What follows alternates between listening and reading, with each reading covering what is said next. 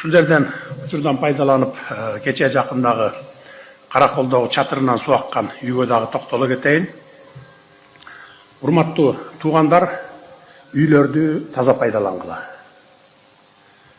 Бала чакаңар менен үйдүн чатырына чыккыла, селфи кыласыңарбы, кошуналар менен чатырда олтуруп алып, пиво ичесиңерби, арак ичесиңерби, мейли, бирок памперс жана башка таштандыларыңарды чатырдын үстүнө таштап кетпегиле. Таштаган памперстер менен башка таштандылар суу кетчү трубаларга тыгылып, суу ылдый кетпей, мына үйдүн төбөсүнөн кирген. Бул ошол Караколдогу болгон окуя. Аны блогерлер дейбизби, оппозиция дейбизби, ойда дүңгүрөтүштү да.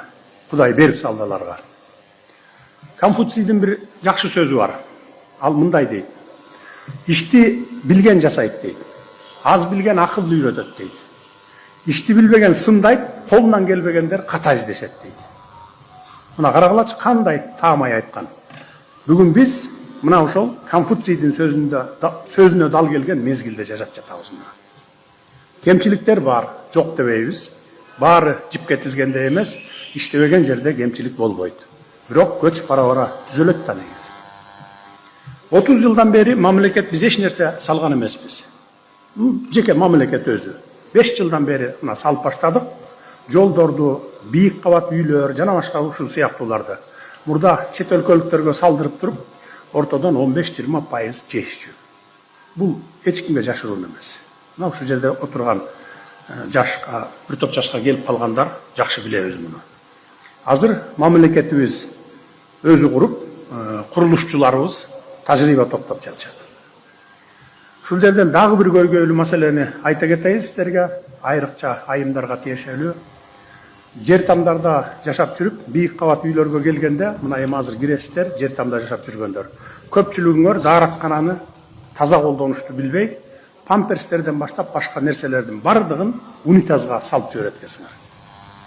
Унитазга памперсти жана башка нерселерди эмес, даже керек болсо ошо даарат кагаздарды салбаш керек да. Алар сууга эрип кетпейт, канализациянын түтүктөрүнө тыгылып калып, мына канализациялар ташып аткан учурлар дагы көп. Дааратканада кандай гана нерсе колдонбосоңор дагы пакетке салып коюп, тыштагы таштанды челекке ташташыңар керек. Бийик кабат үйлөрдөгү дааратканалар чоң кичинеге гана олтуруш үчүн гана колдонулат. Ошону билип алгылачы. Мен муну мынча майдаланбасам болот эле, бирок айла жок, айтышка туура келип атат. Мен Караколдогу маалыматты көрөр замат дароо териштирүүгө алдым. Видео, фото фактыларды көргөндөн кийин анан тынчып отуруп калдым. Видеодо эмнелер гана жок эмес да. Мен ошол күнү видеону соцсетке чыгарып коеюн дедим, мына жооп кылып, ай момундай болуптур, ушундай кылбагыла деп. Бирок памперстен баштап толгон токой уяттуу нерселер бар экен да.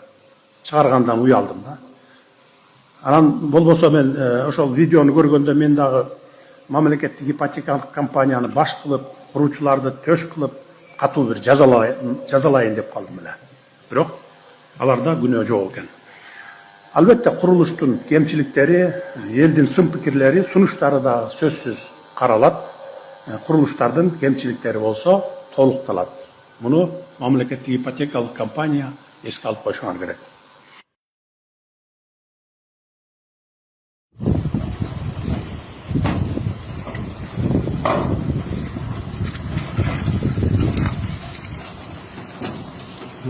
Açık geçe var mı?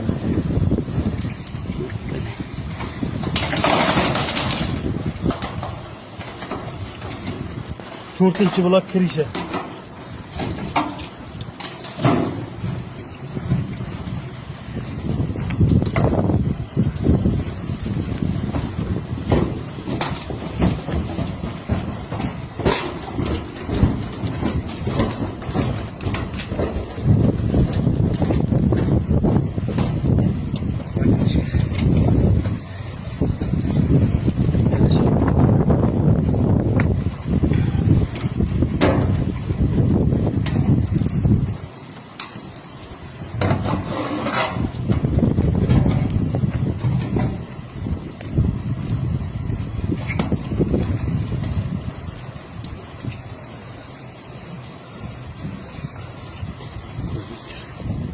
ikkinchi blok kirishaga mana sandiq, ko'rpachalari bor. Mana bular bu yerlar tualet qilib qo'ygan.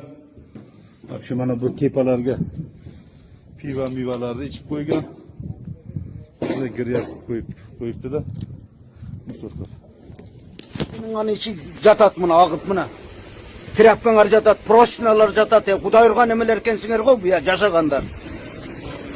Mına karaçı, benim bardak jatat mınan içinde mına ana. Trapka jatat, ananda marilli jatat, ananda professional jatat. Belki köçüke koygan bari çoğu jatat biletin yerde. Suoluklar. Var götünü ötürüp gaz verdi koysun.